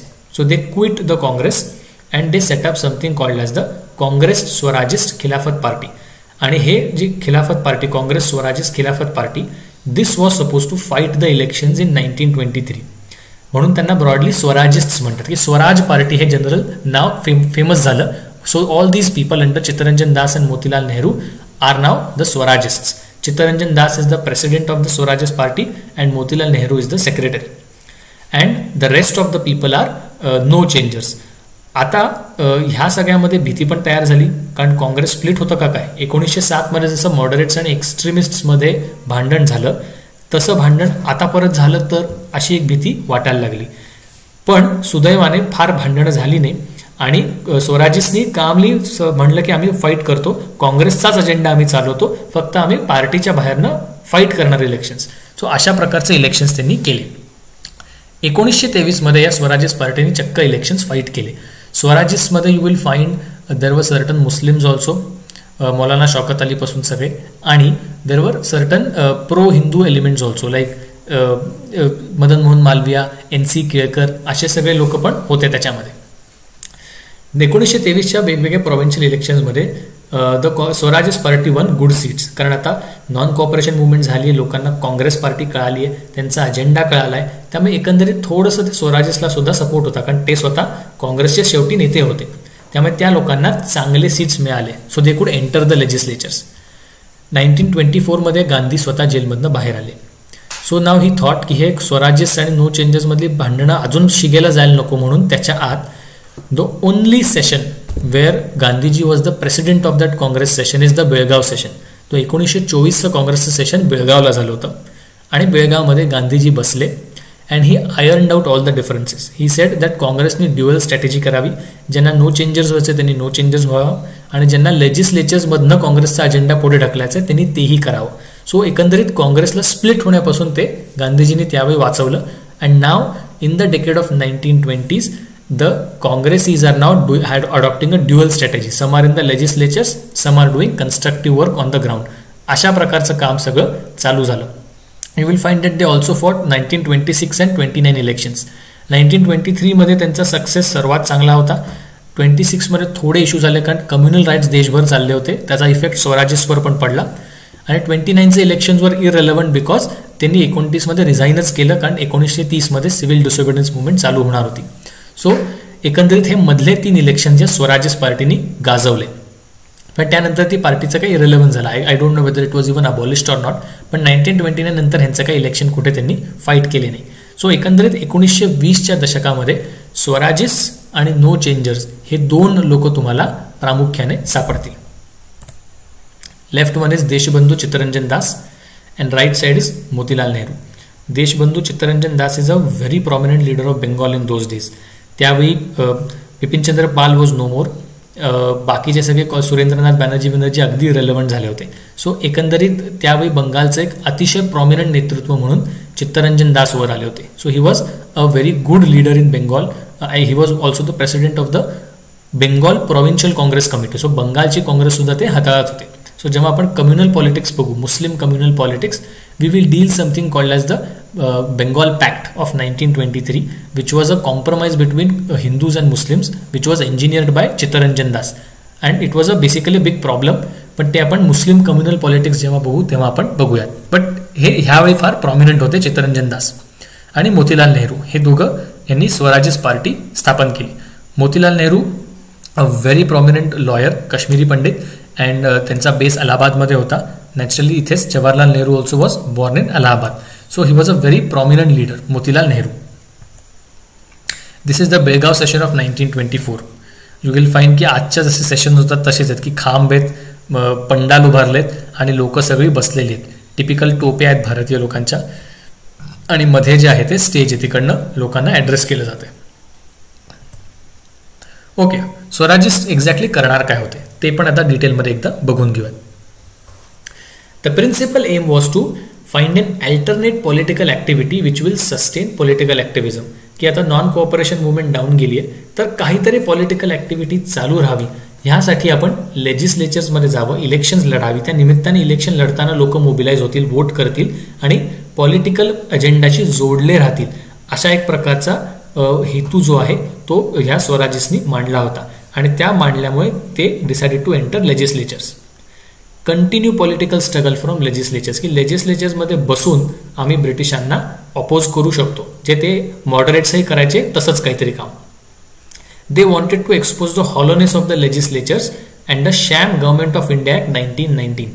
So government of India act 1919 आणि एकंदरीत तुमची डायरेक्ट इलेक्शन्सची कॉन्सेप्ट ही इतकी फ्रॉड होती, कारण लक्षात घ्या, they decided Government of India Act mandated that if an Indian gets majority in the legislative assembly, they can form the government. Diarchy होती, transferred subjects त्यांना मिळालेले होते. But these Swarajists refused to take power. They said की आम्ही लेजिस्लेचरमध्ये भले आम्हाला majority मिळेल, आम्ही लेजिस्लेचरमध्ये बसून राहणार, तुम्हाला सत्ता स्थापन करायची तर करा आणि तुम्ही रूल करा. कारण त्यांना माहिती होतं डायआरकी हा खूप प्रॉब्लेमॅटिक आहे, ते ब्रिटिश धड रूल करू शकणार नाही, त्यांनाही माहिती होतं. So they wanted to expose how problematic this Government of India Act 1919 was. आणि ते त्यांना लेजिस्लेचर्समध्ये उभं राहून ते बोलायचे तेव्हा ते सांगायचे. Take part in election, get elected, form coalitions, and if the government does not agree create a deadlock. So त्यांचे सरकारचं म्हणणं होतं की त्यांचं स्वराज्यचं म्हणणं होतं की आमच्या बाजूचे कायदे पास करा लेजिस्लेचरमध्ये. जर आमच्या बाजूचे कायदे नसतील तर आम्ही डेडलॉक क्रिएट करणार, नीट चालूच देणार नाही सरकार, अपोज करू, सारखे नो कॉन्फिडन्स मोशन आणणार. अशा प्रकारचे सगळे ऑब्स्ट्रक्टिव्ह गोष्टी ज्या आहेत त्या स्वराज्यसनी चालू केल्या. So the entire aim was to block the legislatures, की आम्ही येणार पण आम्ही ब्लॉकच करणार, आम्ही कोणताही पॉझिटिव्ह प्रोपोगेंडा होऊ देणार नाही. And to foster their propaganda through the press since they were officially elected. So तुम्ही ऑफिशियली इलेक्टेड आहात, तुम्ही आमदार आहात, MLA आहात, so naturally the press will come to you to voice your opinion, to hear your opinions. त्यामुळे तुम्ही प्रेसमधनं तुमचे ब्रिटिशांविरोधातले opinions जास्त इफेक्टिव्हली लोकांपर्यंत मांडू शकता जर तुम्ही इलेक्टेड आहात. So if you are somebody, if you are some a big person, then obviously people will listen to you. So अशा प्रकारचा एक कन्स्ट्रक्टिव्ह आणि डिस्ट्रक्टिव्ह दोन्ही अजेंडा स्वराज्यचा होता. What were the successes? This is quite important. They managed to sustain the political enthusiasm. कारण दर 3 वर्षांनी election म्हणल्यावर लोक जोडली राहिली. They avoided a Surat like split. कारण ते मोतीलाल नेहरू आणि Chittaranjan Das were quite mature. They did not say की बाई आता बास खूप झालं, आता मी काँग्रेस तोडणारच पूर्ण आणि आता 2च पार्ट्या वेगळ्या, असं काही नाही. फायनली ते ॲक्सेप्टेड गांधीजी सजेशन आणि Congress Khilafat Swarajya party was fighting elections within the Congress. म्हणजे काँग्रेसचीच एक आर्म म्हणून त्यांनी इलेक्शन फाईट केले to avoid a Surat like split. अजून एक महत्त्वाचा फायदा झाला that Indians got first hand experience of how legislatures function. की आता 1919 नंतर तुम्ही जेव्हा लेजिस्लेचरमध्ये जाता आणि नवीन सगळ्या पद्धतीने कॉन्स्टिट्युशनल रिफॉर्म झालेले आहेत, तर लेजिस्लेचरमध्ये कसं परफॉर्म करायचं, how to give speeches, questions कसे विचारायचे, स्टार्ट अनस्टार्ट क्वेश्चन्स असतात किंवा भरपूर स्पीकर असतो लेजिस्लेचरचा, काय पार्लिमेंटरी प्रोसिडिंग्ज असतात, हे सगळे ते काँग्रेसी लोक आता शिकायला लागले. त्यामुळे नॅचरली 1947 नंतर सुद्धा Congress remain stuck to power and they were extremely experts in administration. कारण प्री इंडिपेंडन्स टाईमपासूनच त्यांना आता अनुभव यायला लागला. Vithalbhai Patel he is the brother of Sardar Patel. Sardar Vallabhbhai पटेलचे भाऊ Vithalbhai Patel was even elected the speaker of central legislative assembly. कारण प्रॉव्हिन्सेस नंतर आपापसात इलेक्ट करून लोक सेंट्रल लेजिस्लेचरमध्ये पण पाठवायचे. तर त्या सेंट्रल लेजिस्लेचरचे स्पीकर विठ्ठलभाई पटेल झाले. जस्ट इमॅजिन किती मोठी गोष्ट आहे, का भारतीय माणसाला स्पीकर बनवलं. So he is going to handle the British as well as Indian people in the legislature. They defeated public safety bill in 1928. की हे बिल जेव्हा पास होतं, जेव्हा भगतसिंग आणि सुखदेवनी येऊन बॉम्ब टाकले होते, इफ यू रिमेंबर, भगतसिंग आणि बटुकेश्वर दत्तनी, की हे बिल पास होऊ देणार नाही आम्ही, त्यासाठी सेंट्रल लेजिस्लेटिव्ह असेंब्लीमध्ये बॉम्ब टाकले होते. ते हे पब्लिक सेफ्टी बिल 1928चं, हे पब्लिक सेफ्टी बिल जे होतं that would have prevented communist or any other mass mobilisation. They would have outlawed it आणि त्याच्यावर खूप प्रॉसिक्यूट करायच्या पॉवर्स या पब्लिक सेफ्टी बिलमध्ये होत्या. ह्या पब्लिक सेफ्टी बिलमध्ये इतक्या प्रोव्हिजन्स होते की भारतीयांची फ्रीडम मुवमेंट क्रश करायचा एम होता. त्यामुळे सेंट्रल लेजिस्लेटिव्ह असेंब्लीमध्ये Indian members decided not to vote in favour of this bill and this bill was defeated. So you will realise that ह्या सगळ्या अशा प्रकारे हे सगळं बिल त्यांनी पाडून टाकलं. So this was quite a big success for them. But failures वर बिगर अनफॉर्च्युनेटली. ह्या स्वराज्यसमध्ये देर वर सम रिस्पॉन्सिविस्ट्स. म्हणजे स्वराज्यस लोकांमध्येच एक गट पडला, त्यांचं नाव होतं responsivist. They felt that the Hindu interests should be nurtured properly. त्यांचं म्हणणं होतं की हिंदू इंटरेस्टला स्वराज्य पार्टीने लक्ष द्यावं, कारण ह्यावेळी भयानक रायट्स चालले होते. त्यामुळे नॅचरली सगळ्या प्रॉव्हिन्सेसमध्ये हा विषय डिस्कशनमध्ये यायचा की कसे रायट्स चाललेत, कोण रिस्पॉन्सिबल आहे. त्यामुळे ह्या स्वराज्य पार्टीमध्ये असा एक गट पडला ज्यांचं म्हणणं होतं की हिंदू इंटरेस्ट जे आहेत ते सगळ्यांनी जपले गेले पाहिजेत, असं काम केलं पाहिजे. सो त्यात लाला लजपत राय, नरहर चिंतामणी केळकर आणि मदन मोहन मालवीय असे प्रॉमिनंट नेते होते. आणि ह्या अशा ॲटिट्यूडमुळे एकंदरीत स्वराज्यसमध्ये सुद्धा स्प्लिट झाले, की तिकडचे मुस्लिम कॅन्डिडेट्स पण म्हणायला लागले की स्वराज्य is now just a Hindu body आणि मुसलमानांना इथे काही जागा नाही. अशी सगळी भांडणं स्वराज्यसमध्ये हळूहळू लागायला लागली. Hindu Muslim unity was suffering. United Provinces saw 88 riots between 1923 to 27 and deadly riots hit Calcutta in 1926. So भयानक राईट्स जे मी म्हणत होतो ते चालू झाले. बघा 4 वर्षात 88 राईट, म्हणजे एका वर्षात रफली 22 राईट. म्हणजे एक महिन्याला ऑलमोस्ट 2 राईट अशा साधारणतः फ्रिक्वेन्सी. म्हणजे विचार करा की किती फ्रिक्वेंटली राईट्स व्हायला लागले. आणि ह्या हिंदू मुस्लिम युनिटीमुळे ह्याचा इफेक्ट स्वराज पार्टीवर पण झाला. त्यात सर्वात मोठा प्रॉब्लेम असा झाला की स्वतः Chittaranjan Das, the president of the Swaraj party, died in 1925. त्याच्यामुळे एकंदरीतच इतका प्रॉब्लेम झाला की आता लिडरशिपच नाही म्हणल्यावर इंटरनल फॅक्शन्स फार पॉवरफुल झाले. Failure of Bengal pact of 1923, ते मी जे म्हणालो होतो की चित्तरंजन दासनी मुस्लिम लीग बरोबर एक सेटलमेंट करायचा प्रयत्न केला होता की आपण एकत्र इलेक्शन्स लढू आणि मुसलमानांना एवढ्या जागा आम्ही देऊ, मुसलमानांना इतर काही कन्सेशन्स आम्ही देऊ की सिव्हिल सर्व्हिसमध्ये एवढी जागा किंवा लोकल रिप्रेझेंटेशन तुम्हाला आम्ही एवढं देऊ, असं सगळं एक सेटलमेंट करायचा प्रयत्न चालू होता. That Bengal act was rejected by the Congress party itself in 1923. आणि त्यामुळे बंगालमध्ये मुसलमानांचा रोष झाला निर्माण की बघा, काँग्रेस मुसलमानांची हिंदूंची बॉडी आहे आणि कुठल्याही प्रकारे मुसलमानांना रिप्रेझेंटेशन द्यायची वेळ आली तर काँग्रेस ॲक्सेप्ट करणार नाही. That further led to communal tensions and that led to Muslim League also understanding that it has to pursue its own agenda separately and Congress बरोबर आपल्याला अलाय करून काय होणार नाही. ह्या पुढे 1920च्या पुढे 1923-24च्या पुढे मुस्लिम लीग जे करेल is now directly aimed at getting special provisions for Muslims. आणि हळूहळू आता ज्या एक्सेप्शनल डिमांड्स ज्या आहेत पार्टिशनच्या त्या त्यांनी करायला सुरुवात केलेल्या आहेत. You will find that Muslim candidates got exasperated by Congress the Swaraj party. आणि 1926 आणि 1929चे इलेक्शन त्यांनी इंडिपेंडेंटली लढल्या. They resign from Swaraj party and fought elections independently. So ultimately the Hindu Muslim issue took the toll on Swaraj's party, and yet Gandhi was not ready to open his eyes that there is some Hindu-Muslim problem in this country. He was still living in his imaginary world that this nation is a Hindu-Muslim paradise. Class contradictions होते. Unity of peasant, zamindar, capitalist, labor was impossible to maintain. कारण Swaraj party हे सगळ्यांचे interest pursue करायचा प्रयत्न करत होती एका वेळी, जे शक्य नाही आहे. कॅपिटलिस्टचा परस्यू केला तर लेबरचा नाही करता येणार, जमीनदारांचा केला तर पेझंटचा नाही करता येणार. So these were class contradictions already there. असं म्हणतात that they also got accustom to all the perquisites. म्हणजे जे as an MP or an MLA जेव्हा तुम्ही इलेक्ट होता तेव्हा तुम्हाला त्यावेळी गाडी मिळायची, बंगला मिळायचा, जे आजही मिळतं, त्या सगळ्याला तुम्ही ॲडिक्ट झाला. You got accustom to power, you got too much comfortable in the power. So Vithalbhai Patel became the speaker, Ramaswami Iyengar became the chief of the public accounts committee, जे आजही भारतात आहे. ही ब्रिटिशांनी चालू केली होती. So PSC of the parliament and speaker of the parliament हे पोझिशन्स असे होते की ते भारतीयांना पटकन सोडवेना. सो असं एक ॲलिगेशन आहे that they got addicted to power.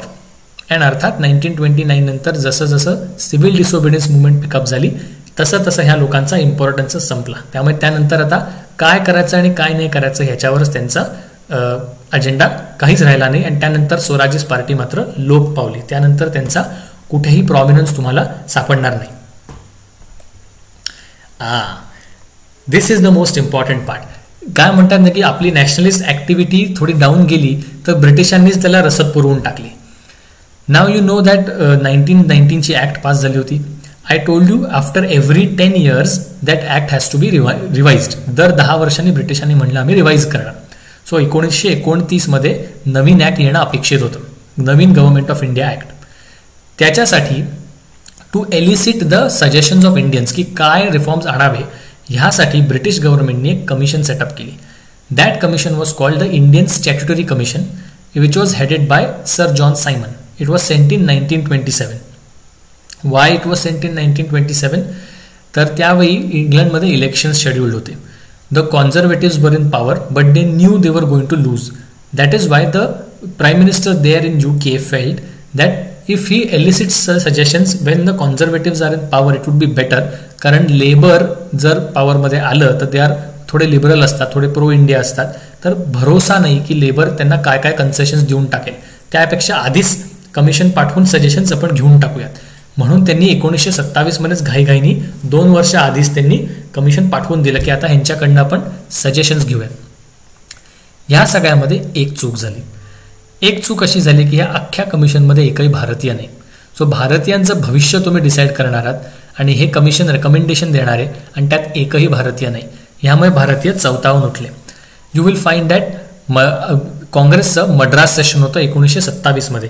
There they criticise the commission and they were even supported by the Muslim league and the Hindu Mahasabha. So एकंदरीत सगळेच भारतीय फॅक्शन्स जे होते ते सगळेच चिडले आणि ते म्हणाले की आता आम्ही सायमन कमिशन बॉयकॉट करणार, की सायमन चले जाव असं आमचं आता म्हणणं आहे. आणि 1927 मोठे प्रोटेस्ट भारतामध्ये यायला लागले, सगळीकडे प्रोटेस्ट यायला लागले आणि Simon commission was being boycotted. However there were some people who did not boycott it. Babasaheb Ambedkar, he ran the All India Untouchability League in those days, and he felt that depressed classes should also get separate electorates like Muslims get. त्यावेळी दलित हा शब्द अस्तित्वात नव्हता. So whenever you are writing answers on modern India, always use the word depressed classes. Depressed classes were of course a part of the Hindu society, but they were the most oppressed. So Ambedkar felt that just like Muslims have separate electorates, similarly depressed classes should also have separate electorates. He request करायला ते Simon कमिशनकडे गेले आणि त्यांनी त्यांचं recommendation submit केलं. Similarly Muslim league and Jinnah also did not boycott it. भले मुस्लिम league 1928 split झाली होती बाय द वे, तो जिना फॅक्शन जे होतं they decided not to boycott it and they said that we will go to the Muslim League with to the Simon Commission with our own proposals. की आता काँग्रेस बरोबर काय साठवलोट करण्यात पॉईंट नाही. We will now ask the British directly for giving political concessions to the Muslims. आणि ते political concessions were dangerous and they were the early warning signs that the Muslims someday may ask for a separate country. So Muslim League was also there. आता Lord बर्केनहेड्स challenge was given. आता त्यावेळी भारताचा viceroy होते Lord बर्केनहेड. What बर्केनहेड sed was की तुमचं म्हणणं आहे ना की सायमन कमिशनमध्ये भारतीय नाही आहे आणि ब्रिटिश चांगलं तुमच्यासाठी कॉन्स्टिट्युशनल रिफॉर्म नाही आणू शकणार, हे तुमचं म्हणणं आहे का? ठीक आहे. Why don't you draft your on constitution. तुमचं असं म्हणणं आहे का? तर म्हणून बर्केनहेडनी व्हायसरॉयनी चॅलेंज देऊन टाकला की घ्या, तुमचं असं म्हणणं आहे का सायमन कमिशन नको, ठीक आहे, you draft your on constitution आणि सगळ्या इंडियन्सनी सर्वसंमत केलेली अशी एक कॉन्स्टिट्यूशन आम्हाला तुम्ही द्या. Congress said okay, challenge accepted. So under Motilal Nehru they set up a committee and त्यामुळे त्याच्यातला जो रिपोर्ट आला त्या कमिटीचा, that was a Nehru report which was one of the most important place in which was important thing in the constitutional development of India. त्यामुळे तुम्ही GS2 मध्ये जेव्हा शिकाल, लक्ष्मीकांत वाचाल, तेव्हा नेहरू रिपोर्टचं नाव तुम्हाला त्याच्यात दिसेल. तो जो नेहरू रिपोर्ट आहे त्याच्यात काय काय इंडियात कॉन्स्टिट्युशनल रिफॉर्म आणावे ह्याबद्दल सजेशन्स होते. So Nehru report imagine India to be a 2-tier 3-tier structure की central level, provincial level and local level. Elections have to be direct. It rejected separate electorates, की कोणालाही आम्ही मुसलमान असो अथवा कोणी असो आम्ही सेपरेट इलेक्टोरेट्स देणार नाही. It proposed a dominion status for India.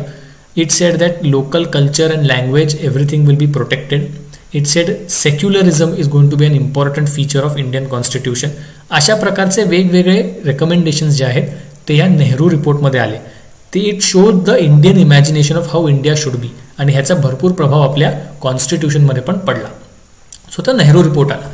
Problem असा झाला की नेहरू रिपोर्ट पासच होईना, कारण त्यांचं म्हणणं मुस्लिम लीगने तर ऑफकोर्स अपोज केलं because Nehru report rejected separate electorates for Muslims.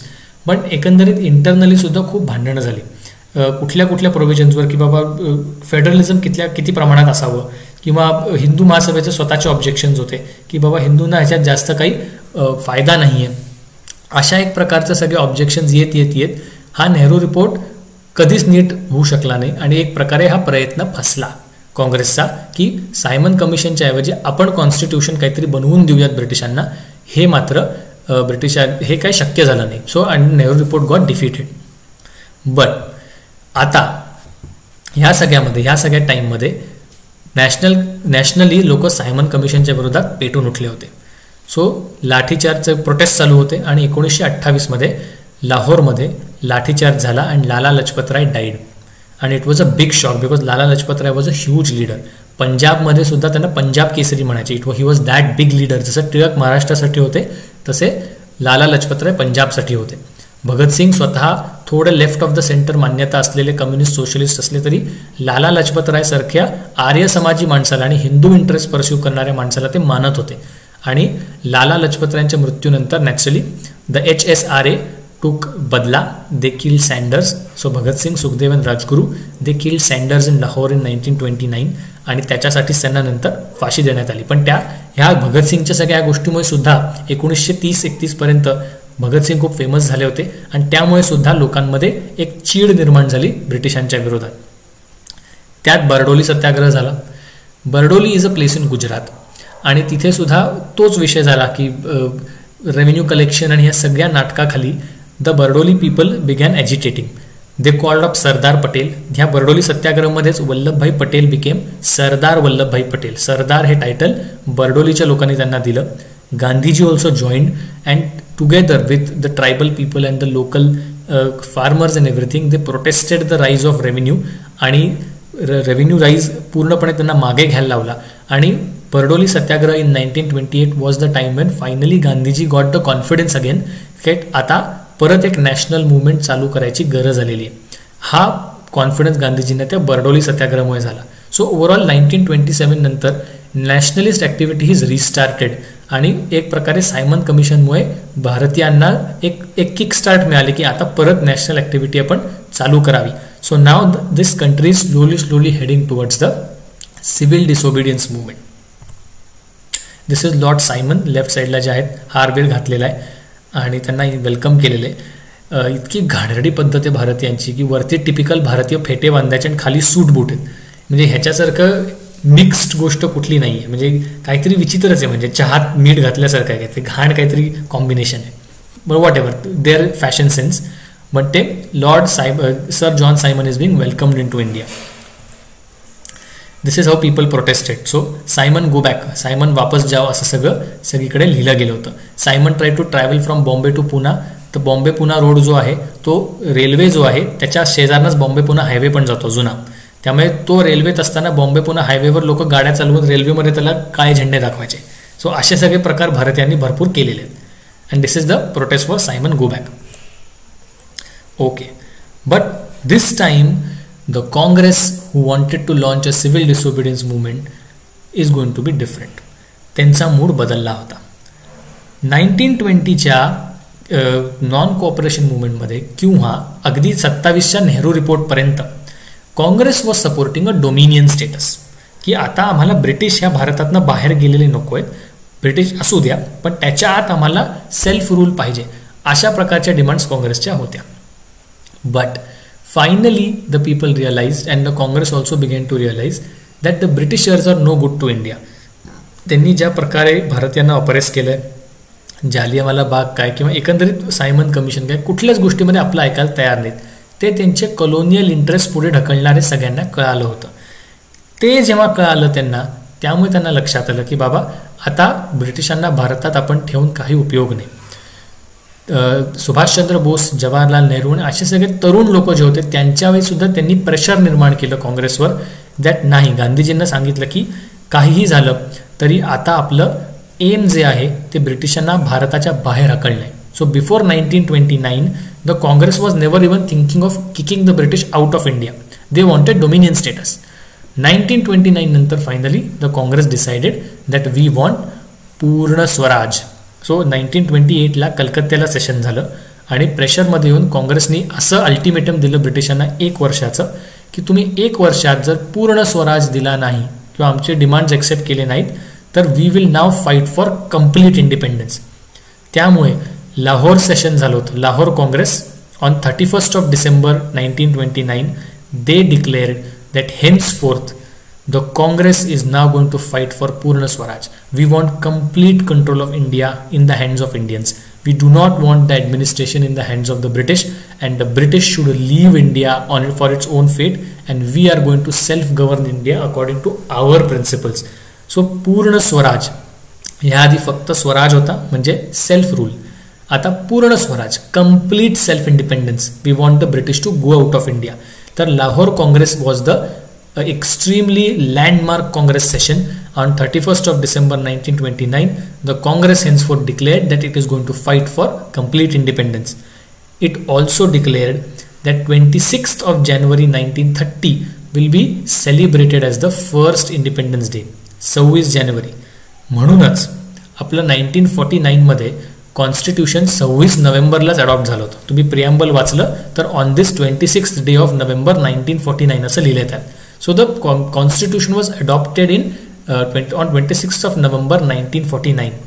Yet we considered that since 26 January 1930 has a legacy, की 26 जानेवारीला आपण पहिला इंडिपेंडन्स डे साजरी केला होता, म्हणून 26 जानेवारीला 1949चं 26 डिसेंबरच्या ऐवजी 2-3 महिने पुढे 26 जानेवारी 1950ला आपण ती 26 जानेवारीचं औचित्य साधून त्या दिवशीपासून आपण कॉन्स्टिट्यूशन लागू करू या देशात.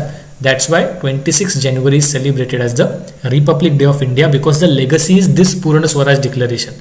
They said that 26 January 1930 is going to be our Independence Day. And the Lahore session also asked Gandhiji to lead the movement of next movement of civil disobedience. So आता परत एकदा गांधीजींना ते लीड करायचा चान्स मिळालेला आहे. So now we are going to the buildup of the civil disobedience movement. त्या मुवमेंटच्या बिल्डअपकडे आपण आता हळूहळू चाललेलो आहे. हे कसं पब्लिश केलं? द पिट्सबर्ग प्रेस म्हणजे ब्रिटनमधला पेपर आहे. India demands independence from England. बघा आता फायनली आता Indians are saying that we want independence. Serious crisis arises in nations' desire for self-government because the British are not ready to give them self-government. Native conference with Viceroy fails. की civil डिसओबिडियन्सच्या आधी एक Diwali offer ही Lord आयर्विनने दिली होती. त्यावेळी Lord Irwin हा भारताचा viceroy होता. Before the civil disobedience movement broke out, there was a Diwali offer that Lord Irwin gave them in 1930, which the Congress rejected. So native conference with Viceroy fails. Fight for freedom must take passive form, but violence is feared.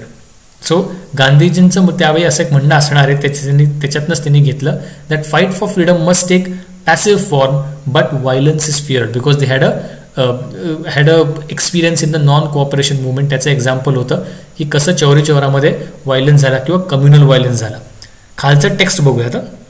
News from India shows a serious crisis has arisen in the Indian demand for self-government. A United Press dispatch from Calcutta indicates Mahatma Gandhi, the moderately inclined leader of the nationalists, moderately inclined, has reached agreement with the extremists of the Native Congress. With Congress मधलेच extremists बरोबर agreement झाली, and all are agreed on a demand for complete independence. So आता finally Gandhiji bowed down to the demands of the extremists in the Congress. I don't know why they use this term, but now entire Congress is demanding complete independence. असं या news report मधनं त्यावेळी दिसून आलं. Gandhi hoisting the tricolor in 1930. So you will find that हे जो tricolour आहे हा आपला सर्वात अर्लीस्ट फ्लॅग होता, which was considered to be the signal of India's freedom. नंतर आपल्या फ्लॅगमध्ये भरपूर चेंजेस झाल्या. जनरली 1930 मध्ये जो ट्राय कलर आला होता त्याच्यात चरखा तुम्हाला जास्त दिसेल. जो charkha was the original symbolism which was to be placed on the tricolour because it signified self reliance, की मी माझ्या हाताने चरखा बनवून माझे खादीचे कपडे बनवतोय. सो म्हणून चरखा होता. And Gandhiji standing there, and to the left of him you will find there is a woman standing. She is Sarojini Naidu. So Sarojini Naidu was very very active during these days. जेव्हा आपण पुढच्या लेक्चरमध्ये दांडी मार्च आणि हे सगळे विषय बघू तेव्हा सुद्धा तुम्हाला लक्षात येईल की Sarojini Naidu played a very important role. She supported Gandhi in the salt agitation. Salt laws violate करायचं जे एजिटेशन दांडी मार्चपासून चालू झालं होतं त्यातला जो सपोर्ट होता तो सरोजिनी नायडूनी दिला होता, हे तुम्हाला दिसून येईल. This is the location of Lahore Congress. So आज लाहोरमध्ये पाकिस्तानने सुदैवाने ह्याला शहीदी पार्क असं म्हणतात लाहोरची, जिथे हे सगळं लाहोर काँग्रेस झाली होती. सो इथे ती ह्या ग्राउंडवर ती लाहोर काँग्रेस भरली होती जिथे पूर्ण स्वराज्याचं डिक्लेरेशन त्यांनी दिलं. You will find that ironically और दुर्दैव 1940 मध्ये जेव्हा मुस्लिम लीगनी पाकिस्तान रेझोल्युशन पास केलं, where it officially declared that henceforth our aim is for a separate Pakistan, ते जे सेशन होतं मार्च 1940 मध्ये ते सुद्धा ह्याच ग्राउंडवर झालं होतं. सो इट्स आयरॉनिकल ॲक्च्युली की ज्या ग्राउंडवर पूर्ण स्वराज भारताला अखंड वेगळं इंडिपेंडंट बनवायचं हेतू होता त्याच ग्राउंडवर मुस्लिम लीगाने भारताचे तुकडे पाडायचं म्हणून रेझोल्युशन पास केलं होतं. सो दॅट्स हाऊ आयरॉनिकल और coincidental history is. build up for the civil disobedience movement. So today we'll just deal with the build up. We will not go to the actual movement. We will deal with that tomorrow. So the build up for the civil disobedience movement. So हे गोष्टी आपण सगळ्या बघितलेल्याच आहेत, पण एकदा crisp and concise फॉर्मॅटमध्ये मी तुम्हाला सांगतो. सायमन कमिशन ब्रिटिशांनी स्वतःहूनच अशी ॲक्शन घेतली की ज्याच्यामुळे नॅशनलिस्ट ॲक्टिव्हिटी इंडियामध्ये पेटली आणि सायमन कमिशनमुळे भरपूर प्रोटेस्ट झाले. Lala Lajpat Rai and the killing of Saunders that led to again big अँगर in the Indians that a major Congress leader was killed. Bhagat Singh आणि HSRAच्या ॲक्टिव्हिटीज होत्या. I told you Bhagat Singh, Sukhdev and Rajguru kill Saunders. Bhagat Singh and Batukeshwar that bombed the Central Assembly to protest against the Public Safety Bill passage in 1928. Plus नंतर they got caught. त्यात जेलमध्ये असताना जतीन दानी 64 दिवस हिरोईक hunger केलं होतं, हंगर प्रोटेस्ट केला होता अँड ही डाईड. अँड त्यानंतर भयानक प्रोटेस्ट उसळले होते इंडियामध्ये. त्याच्यामुळे प्रचंड लोक चिडली होती की ह्या रेव्होल्युशनरीजला ब्रिटिशांनी नीट ट्रीटमेंट दिली नाही. त्यात बारडोली सत्याग्रह चालू झाला होता. So Gandhiji went to Bardoli and that lifted Gandhiji's own confidence. तोपर्यंत गांधीजी थोडे मूडमध्ये डिप्रेस्ड होते. That he felt that maybe he may not be able to lead another movement. But Bardoli सत्याग्रहामुळे एकंदरीतच गांधीजींचा स्वतःचा कॉन्फिडन्स लिफ्ट झाला आणि त्यांना असं वाटलं की ह्या देशाच्या लोकांमध्ये खरंच आता तेवढा राग निर्माण झालाय आणि आता आपण एक नवीन मुवमेंट जी आहे ती चालू करू शकू असा कॉन्फिडन्स गांधीजींना बारडोली सत्याग्रहामुळे आला. Extensive touring of Gandhiji from North West Frontier Province to Burma. So गोखल्यांची जी ॲडवाईस होती ती गांधीजींनी आताही चालू ठेवली. त्यांना असं लक्षात आलं की जोवर तुम्हाला लोक काय विचार करत आहेत हे माहीत नाही तोवर देश कसा चालणार आहे कळणार नाही. त्यामुळे गांधीजींनी नॉर्थ वेस्ट फ्रंटियर प्रोव्हिन्सपासून बर्मापर्यंत, Burma was a part of British India then and it was separated in 1935. So तोपर्यंत अख्खं म्हणजे पेशावरपासून मंडलेपर्यंत प्रवास करणं ही खूप मोठी गोष्ट झाली. आणि गांधीजी गावोगावी फिरले. त्यांनी भरपूर ठिकाणी मेसेज लोकांमध्ये रॅलीज ॲड्रेस केल्या. गांधीजींची ट्रेन कधी कधी जिथे थांबायची त्या ट्रेनवरच लोक स्वागत करायला यायची, ट्रेन थांबून, आणि मग तिथेच गांधीजी त्यांना भाषण द्यायचे. मग ट्रेन पुढे सोडली जायची. अशा प्रकारच्या गोष्टी घडायला लागल्या आणि गांधीजींची जी लिडरशिप होती ती परत वर यायला लागली आणि लोकांना लक्षात आलं की आता गांधी जे आहेत त्यांना आपण परत त्यांना लीडर करणं आता गरजेचं आहे. सो अशा प्रकारचे एकंदरीत प्रकार व्हायला लागले. त्यात लाहोर सेशन झालं 1929चं. It should not be 28, should be 29. And the Congress declared that it is going to have complete independence of hence as the aim, Purna Swaraj. त्यामुळे सुद्धा लोकांना एकदम उत्साह आला की आता आपल्याला सेल्फ रूल नको, आता ब्रिटिशांना फेकूनच द्यायचं या देशाबाहेर, ह्या हेतूनीच आपण कार्य केलं पाहिजे. अशा प्रकारचं सगळं लोकांची मेंटॅलिटी झाली. गांधीजींनी मुवमेंट चालू व्हायच्या आधी 9 पॉईंट डिमांड्स ब्रिटिशांना मांडल्या होत्या की आम्ही मुवमेंट नाही करणार जर तुम्ही आमचे 9 पॉईंट डिमांड्स ॲक्सेप्ट केले तर. त्यात काय काय होतं? बाबा इंडियन इंडस्ट्रीला प्रोटेक्शन द्या, सॉल्ट इंडस्ट्री इंडियामध्ये वाढू द्या, रुपी स्टर्लिंग रेटला फ्लक्च्युएट करू नका, इंडियन लोकल इंडस्ट्रीज ज्या आहेत त्यांना प्रमोट करा, खास करून शिप बिल्डिंग इंडस्ट्री किंवा मॅन्युफॅक्चरिंग इंडस्ट्री, आयर्न अँड ते इंडस्ट्रीला तुम्ही प्रमोट करा, जमीनदार आणि ह्यांचे सगळे जाच जे आहे ते कमी करा. अशा वेगवेगळ्या प्रकारचे सगळे डिमांड्स होत्या काँग्रेसच्या. त्या गांधीजींनी त्यांच्या 9 पॉईंट डिमांड्समध्ये Lord Irwin who was the viceroy त्यांनी मांडल्या. अर्थातच लॉर्ड आयर्विन डिक्लाइन. त्यांनी स्वतःचं दिवाळी ऑफर डिक्लेरेशन केलं होतं ते पण काँग्रेसने रिजेक्ट केलं. So now movement was inevitable. त्यात अजून एक प्रॉब्लेम झाला, ग्रेट डिप्रेशन ऑफ 1929. युनायटेड स्टेट्समध्ये त्यावेळी न्यूयॉर्क स्टॉक एक्सचेंज होतं अँड ऑक्टोबर-नोव्हेंबर 1929मध्ये for multiple reasons this stock exchange collapsed. And ह्या स्टॉक एक्सचेंजवर कोलॅप्स केल्याने कित्येक लोकांनी जे पैसे इन्व्हेस्ट केले होते ते त्यांचे निसटून गेले हातातनं. This caused a general depression, recession in Europe also. Many European nations were still involved on gold standards and import of gold from America. त्याच्यामुळे त्यांच्या करन्सीज डिव्हॅल्यू झाल्या आणि असं सगळं झोल होऊन even entire Europe went under a big depression.